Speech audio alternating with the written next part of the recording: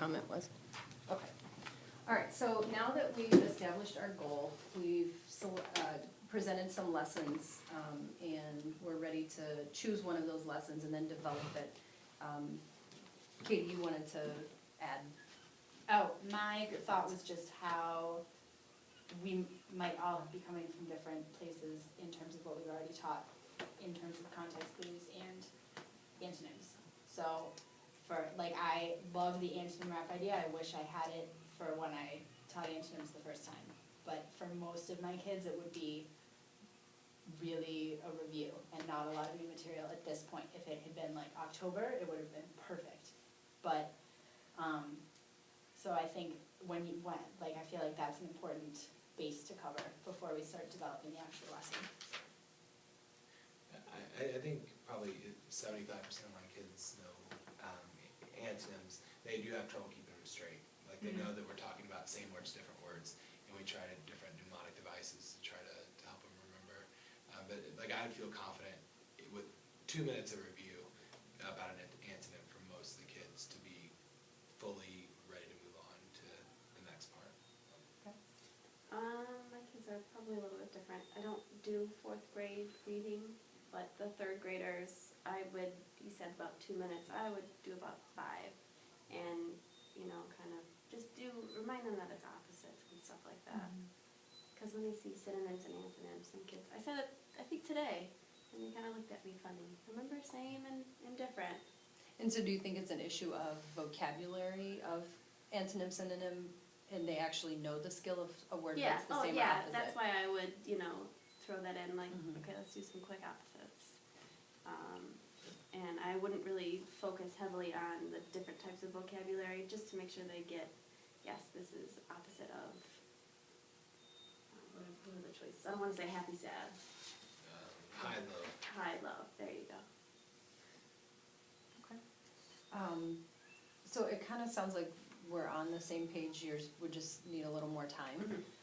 So it's more about the application of words. Do we want to start with antonyms, or do we want to start with the goal that we established was, what strategies do students need to independently comprehend new words? So that was our focus. And to me, I know that our Descartes thing, whatever it's called, has the antonym part, but to me, the strategy and the independent part is not the antonym part. Because normally when you're reading, you don't have to do the antonym. Normally when you're reading and you come across the word, you find the synonym.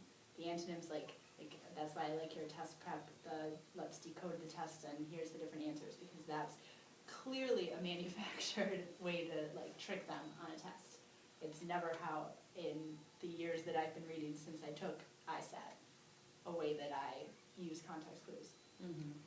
So. But there's a level, there's a layer in there, right? I agree, I think it is a silly way to assess that skill, but I think it is a useful skill in reading. Yes. To deeply, because if Yes, you know something very well much. enough to be able to articulate an opposite, and I think there's also a 5th or 6th grade thing of degree. If you're saying happy and depressed, then happy is not really an antonym. But ecstatic or yeah, exactly. Yeah. So I think there's some value, I think, in a question like that. I agree with that. I'm just saying that the strategy part that is our overarching goal, besides just the.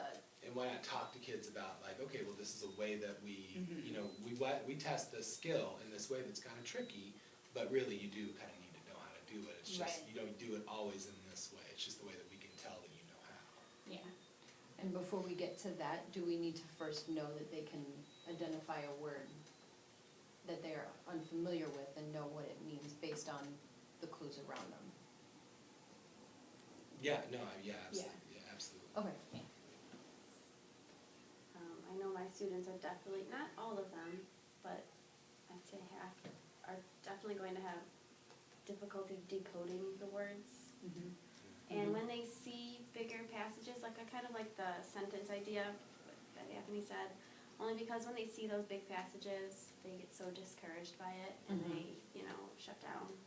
Whereas if it was 2 or 3 sentences, I think it would be a lot easier easier for them Yeah. to. That could also be a like way to differentiate Mhm. after you've done Yeah. it originally, like there's definitely students of mine that would do exactly what you said and be completely overwhelmed, but then there's also students of mine who are gonna be scoring high enough on NWEA or whatever, that's what they're gonna get those long passages, Mhm. and those are the questions they're gonna have to answer. Right. So maybe if it's like a continuum for the whole group lesson, Mhm. that you start with maybe a sentence even, and then do a couple, 2 or 3, and then maybe do like one long one together. You know, could you do that, pair kids up with, kids that were more advanced and then the kids that would be struggling? And so that they could work together with it, and even though the more advanced kid might be leading it, the idea is to be able to use the clues to read that word. So, and if you made the clues so they weren't too outrageous, get the concept down to the lower level kids. Right.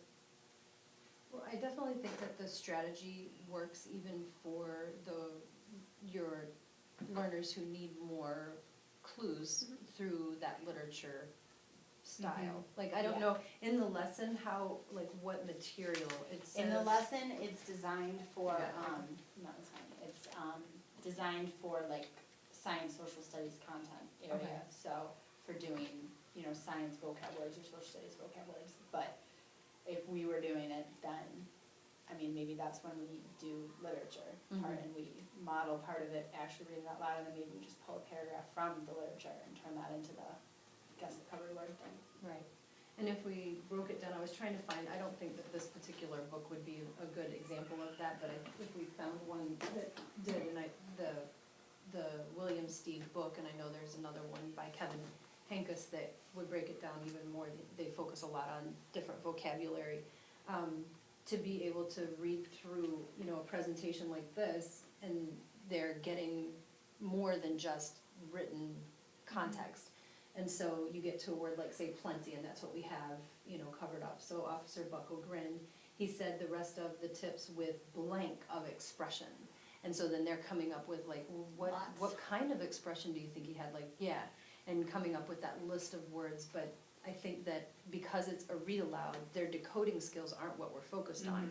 We're focused on them being able to identify through a context clue. So we're kind of take out any skill that might inhibit them from doing that by doing it in that read aloud format, or in a format that has more context to it, to build that skill, and then they can scale back through that scaffolded, okay, so maybe the next passage we do doesn't have pictures, or maybe it's more at that sentence level and they don't have a storyline to give them clues about how the author's writing. And it's Kevin Hankus, I know especially, has a particular style and rhythm that's repetitive, and it gives you a lot of clues about what is going on in the story, and that aids in the comprehension process. So those are kind of some of the things that I think will address the problem or the needs of your students, because it's good learning for everyone to start with the most basic level and build up. So do you guys feel comfortable moving on with that lesson of like a closed passage with covering the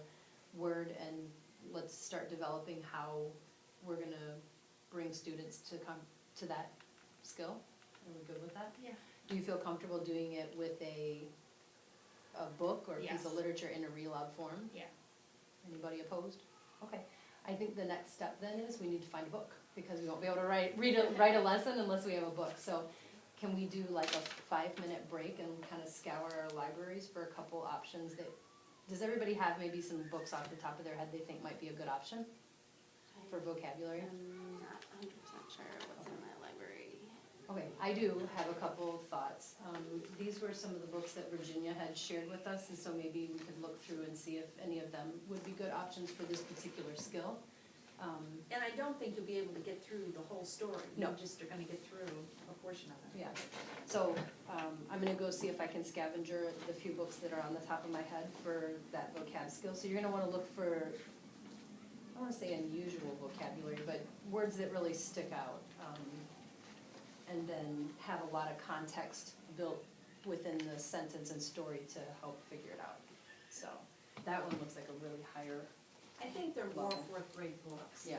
All I right. think they might be too, and these books were based on, questioning, having them write questions, Yeah, not so much on, the vocabulary, yeah. vocabulary, Okay, I'm gonna developing questions.